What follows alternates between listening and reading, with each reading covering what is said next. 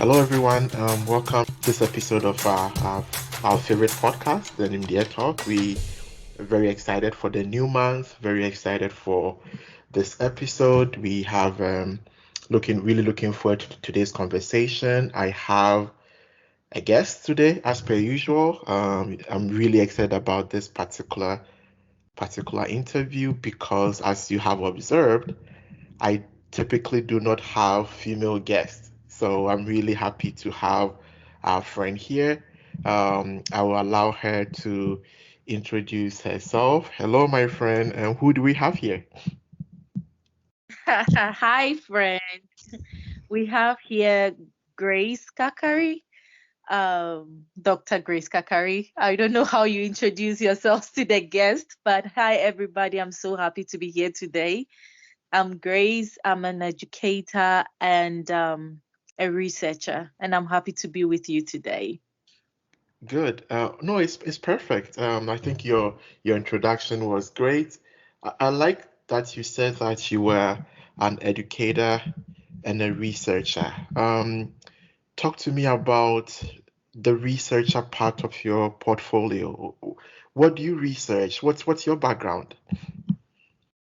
So I research into gerontology and geriatric education.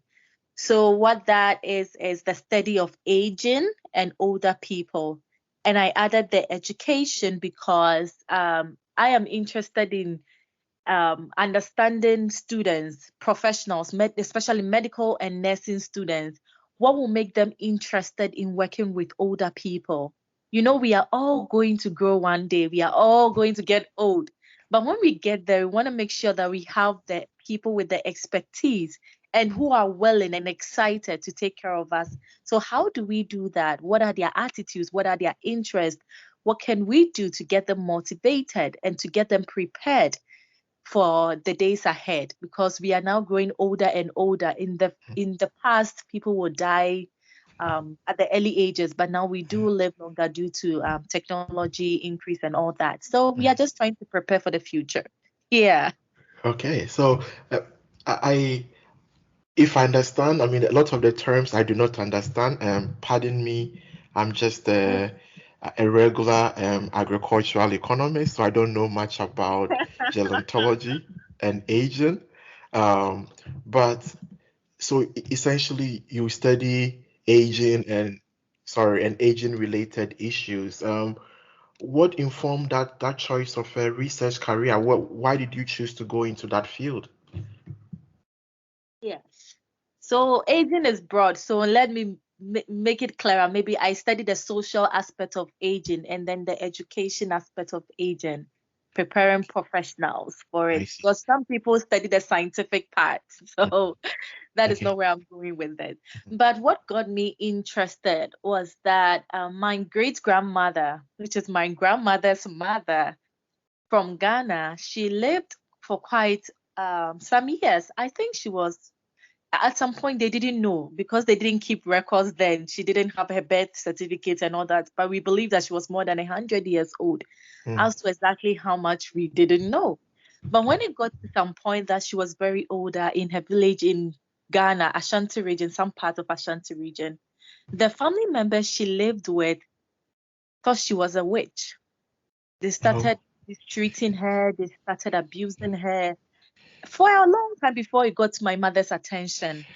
So my mother went there, grabbed her, brought her to Kumasi for medical treatment, and it was dementia. oh, I see. Yeah, I see. dementia. But even the healthcare providers there didn't know how to treat dementia. They didn't even know how to identify signs like that. And they all together thought it was witchcraft.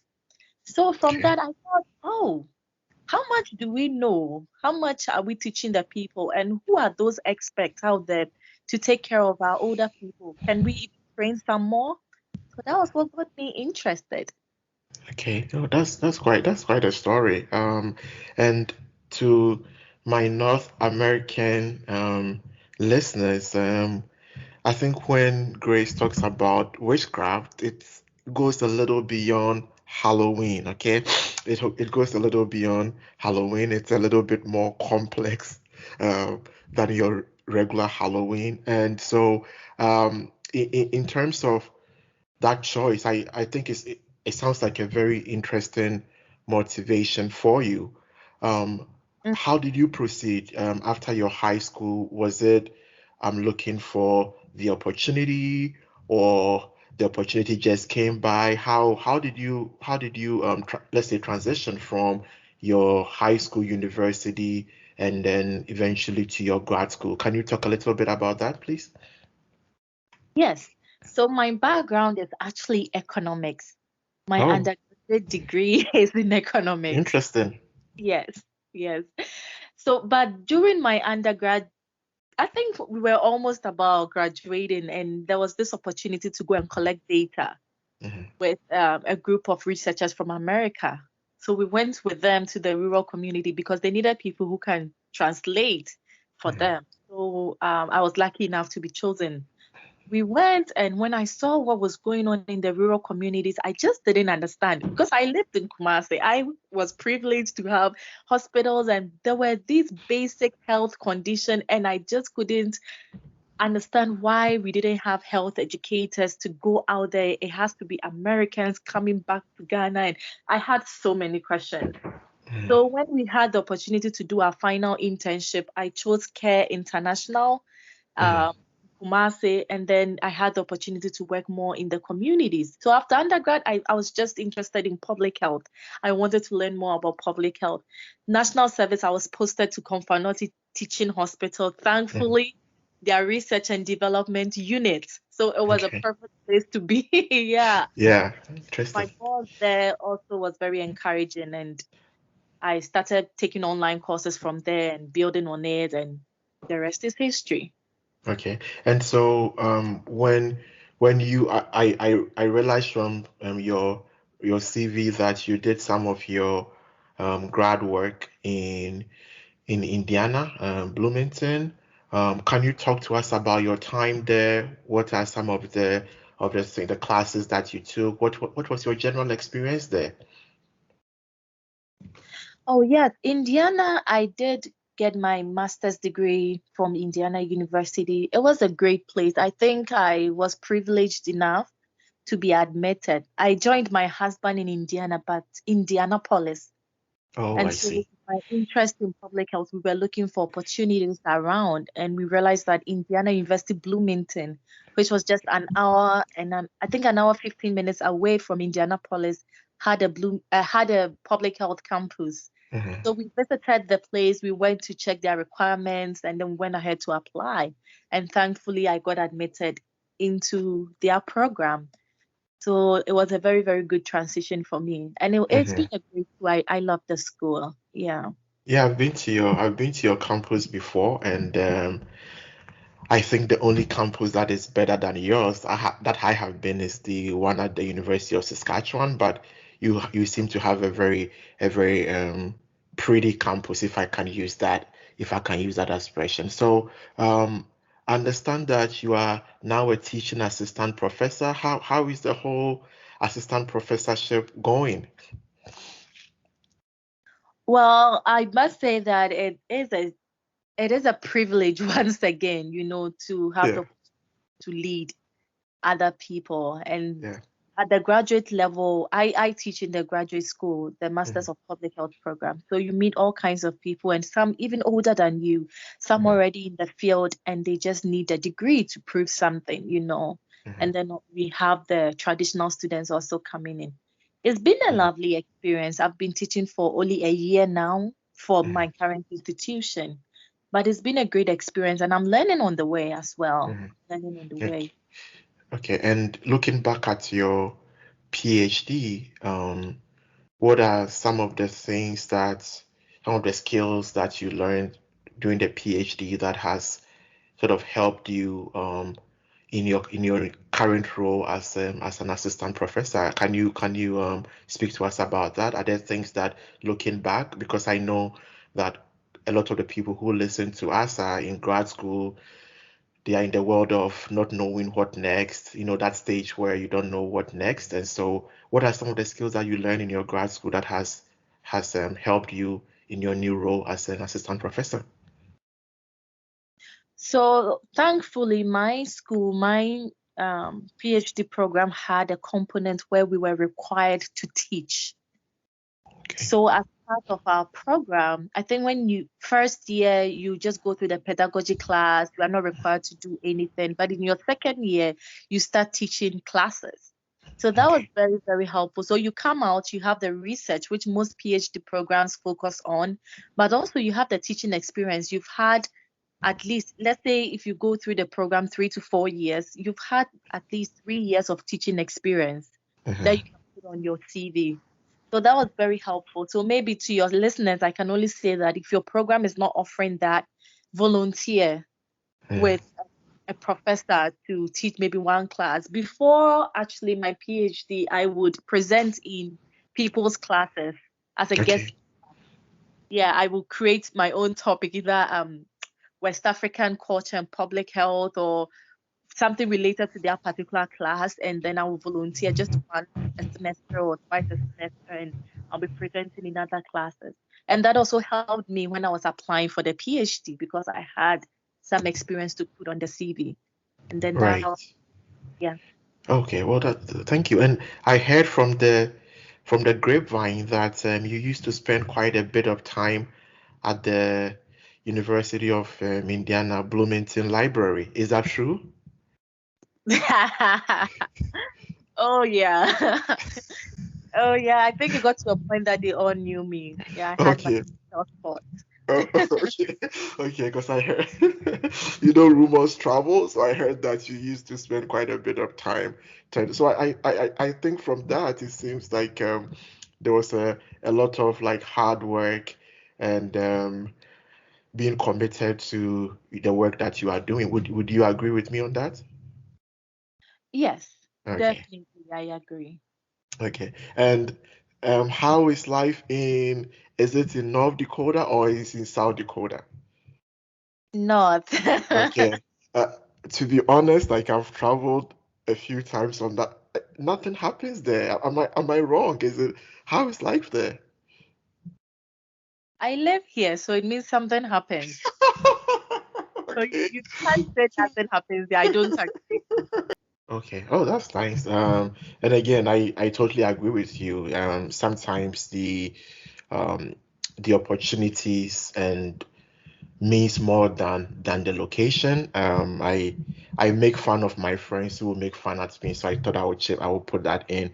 But I think that from your story, I mean, looking back, um, if there's a young lady um, thinking about grad school, thinking about being an assistant professor, thinking about a career in academia, although you are, as you mentioned, you are fairly new. Looking back, do you think it's worth it? Do you think that, the hassle of grad school, all the sleepless nights, all the troubles that one has to go through on a daily basis, do you think it's worth it looking back? It is. It is. At many points, I don't think I knew what I was doing. I was just doing whatever I had to do, you know, Right. in the class requirements. But now looking back, everything is falling in place. You realize that no time was wasted. All the investment you put in yourself, in your development, your academics, it's all worth it. Mhm. Okay. And in terms of some of your current ongoing research, what areas are you focused on? Um, are you coming up with some new innovation in the social side of old people? Like what are some of the interesting things you are working on now? Well, I am still studying Ghana. Okay. We are behind when it comes to the study of aging and advocating for the older people. So my recent publication was on policies for the older people. We need that in Ghana. And then I'm still studying how to get the medical students interested in the career because other specialties are more attractive. If I Hmm. want to be a cardiologist, I may be paid 3 times or maybe 4 times than what they are paying geriatrics, Hmm. physicians and all that. And how can we bridge that gap? What can we do? Hmm. Yeah. It's Mhm. still very interesting and we are still exploring. Yeah. And I think that given your econ background, although you left us in the econ department, I think some of the skills you learned in your economics degree could actually come in handy in terms of the development of incentives to attract the right caliber of people into the field. Yeah, I'm glad Okay. I Okay. Okay. Well, and I think at the onset of this our conversation, you mentioned that you are both a researcher and an educator, and I have been told that you are doing this really interesting project that I am a huge fan of. Would you want to talk about it? How did you get it? What first of all, what project is it, and how did you get into it? Well, I'm thinking the project you are talking about is King Kind Books. Anymore. Exactly. Yes. Yes. That's the Yeah. elephant in the room, King Kong Books. Talk to me about King Kong Books. How did it all start? So King Kind Books has to do with producing educational materials that would encourage our children to speak our local languages, at the same time learning the English language that they study with.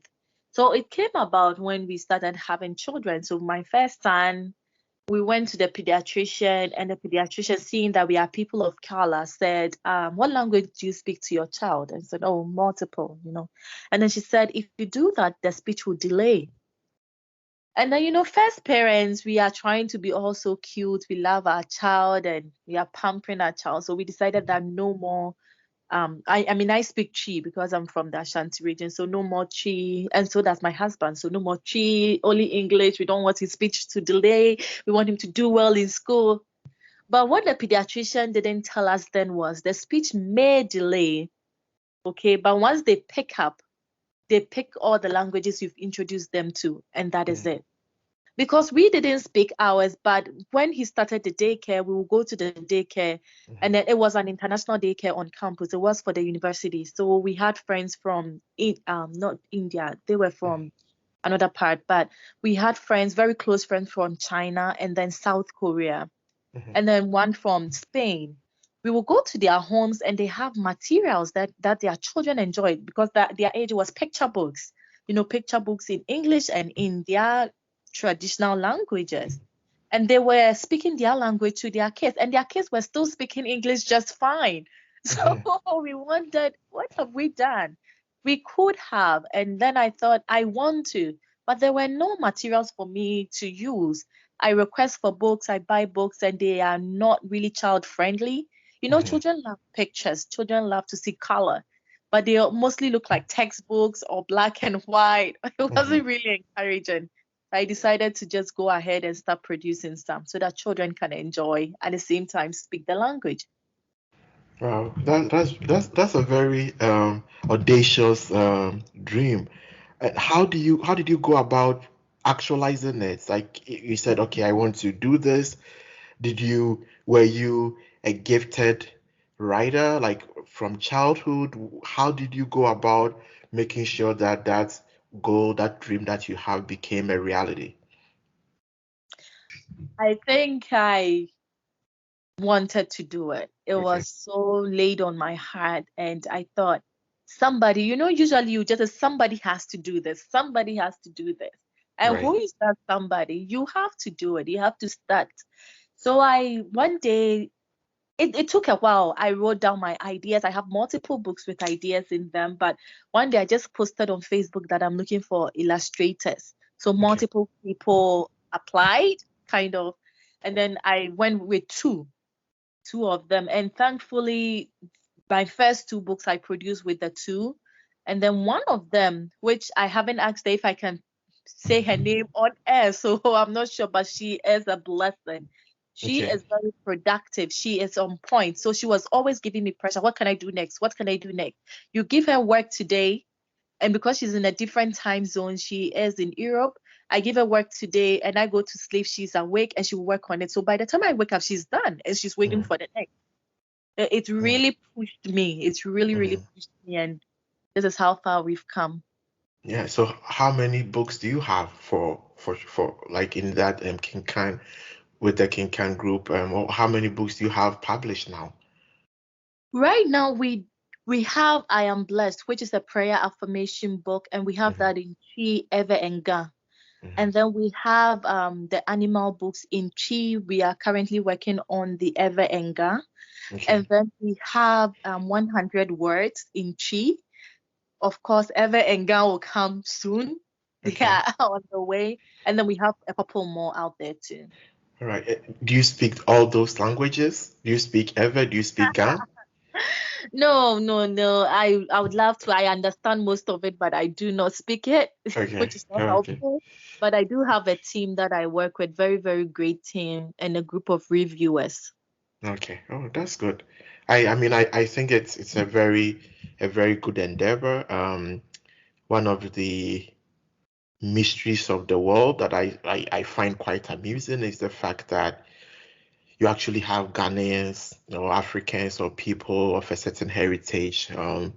Some of them even living in Ghana, and they train their children not to speak the language, which I find it very difficult to understand. So I'm really happy that you are doing this. I think that there is a lot of room for growth and for development.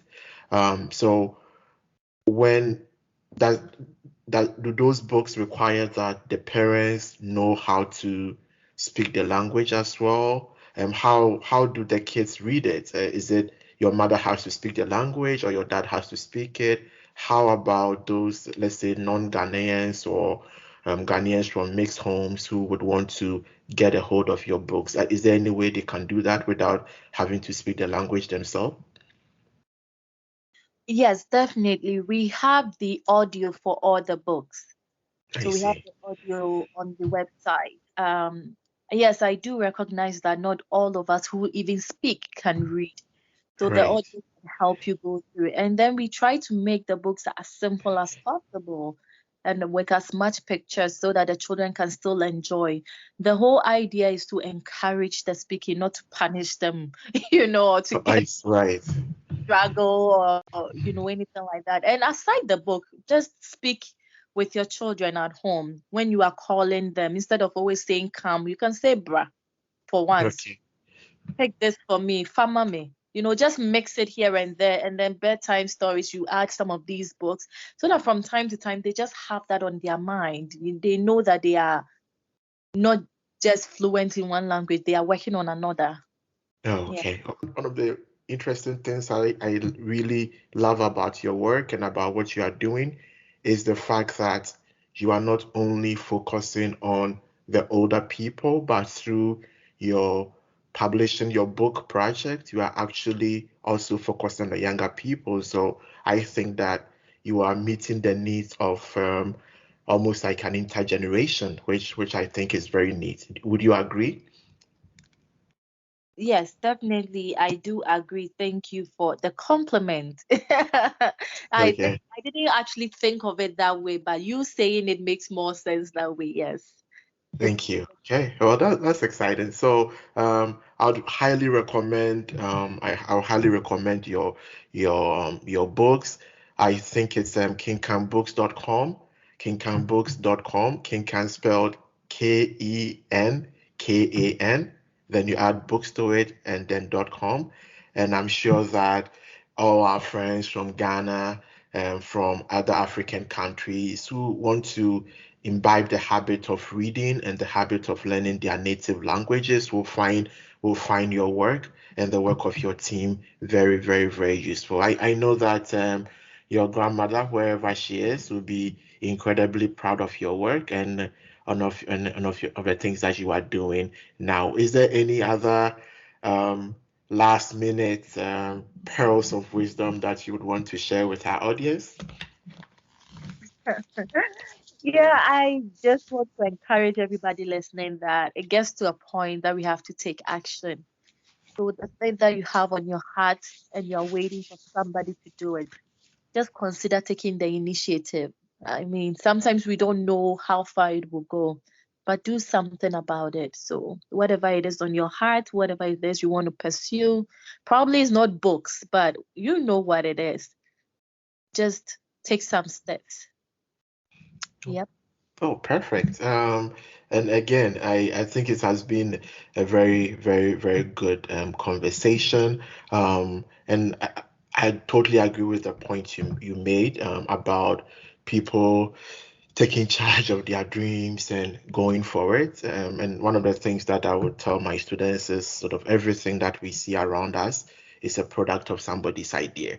And so, like you were saying, it's important that we we chase our dreams and we make the world a better place for all of us.